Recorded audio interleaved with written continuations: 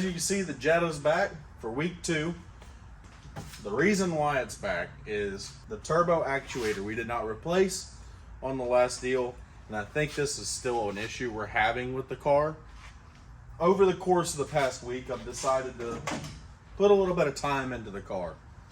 So I ended up making, I'll show you that here in just a second, I ended up making intercooler piping upper and lower.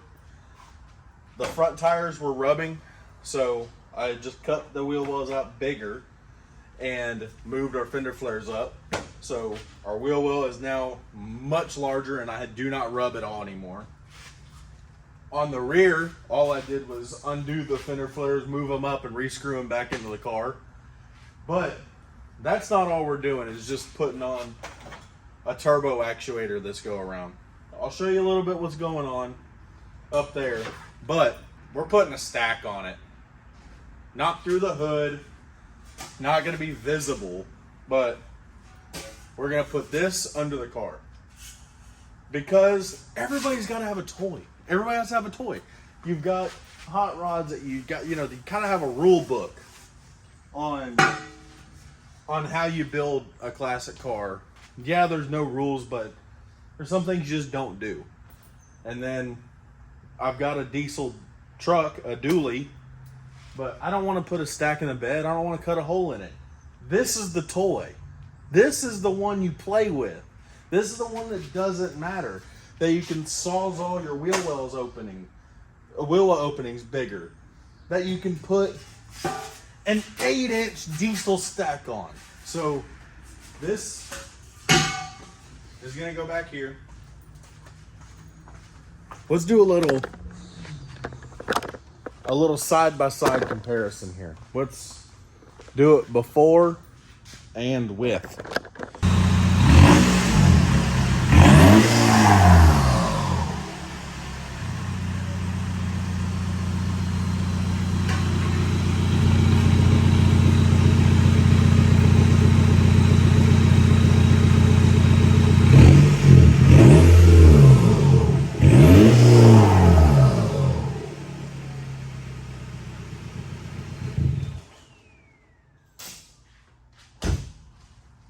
Now we need to let the turbo cool down so we can do the turbo actuator. But do y'all hear the noise difference in that? It's stupid.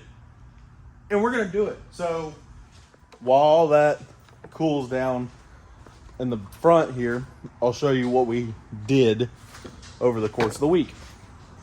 Up here, we built new intercooler piping. This is just a 45-degree angle. I ended up having to cut it at the length that I needed. And let me grab you and bring you in. So you got a silicone boot up here. You have a silicone boot right here.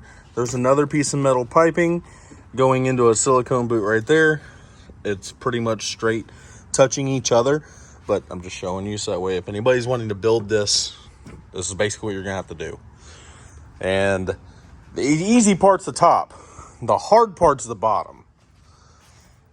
So the bottom, you've got the pipe right there. It's a 90-degree, curves back, and then I tapered the pipe down to go into the 45-degree or the 90-degree angle of the factory hose. I just cut the hose, used the clamp, clamped it all on. Now I'm probably gonna end up having to change this silicone boot right here, but it's on there and I'm driving it how it is right now. So that is our lower intercooler piping going into the bottom of the turbo. There's the actuator we're about to replace once all this cools down. But just giving you all an idea of what we got going on under here. And we are still working on the Hudson. We are still working on the station wagon. We are just waiting on stuff to show up. I had a couple more parts show up for both vehicles, and we're still not quite ready to jump into a whole video worth of work yet. So let's just have some fun. Let's keep playing. This car is just good for playing. So let's just keep playing and having fun here. I mean, why? Why put a big diesel tip on a little diesel car? Because you got time and you're a child at heart. So let's do it. Let's dig in. I'm like a kid in a candy store right now. Got the saws all out.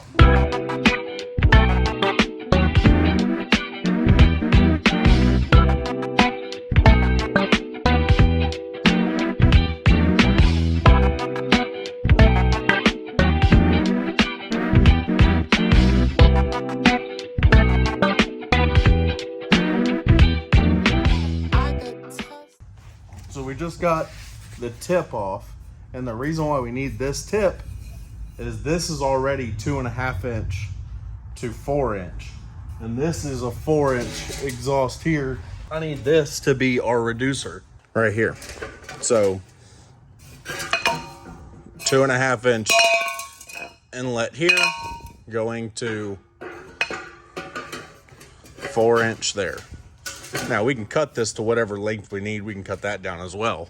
Okay, so we got that piece cut out of there, and checking length.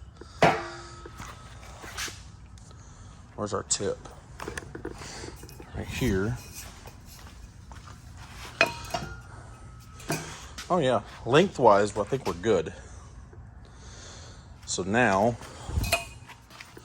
the question of how much do we want that piece to stick out? I think that's probably how we want it right there. I'll just lop off this somewhere in here. Okay, let me get this cut. We'll get these two welded to each other, and then we'll go underneath the car and install the tip.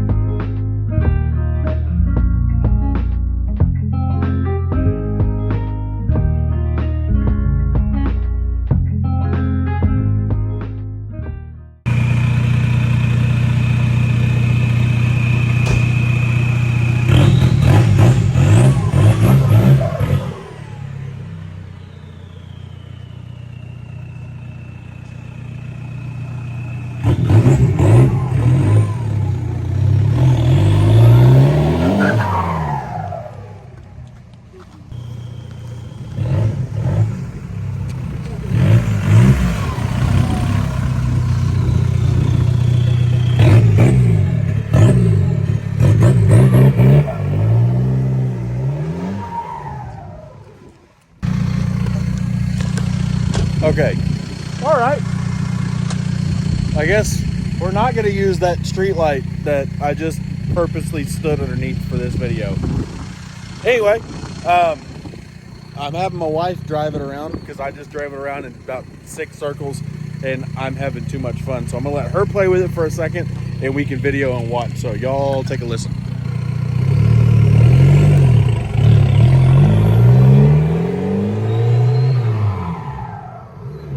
Let me see if I can, not block y'all. Let me see if I can try to block a lot of the wind noise. Oh, and we're back.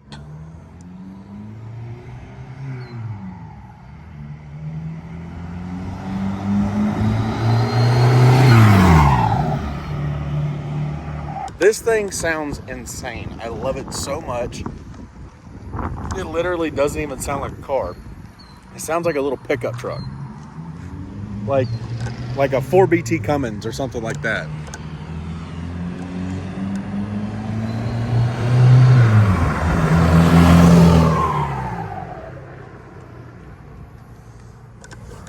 All right, guys, y'all see, once again, the light's gone.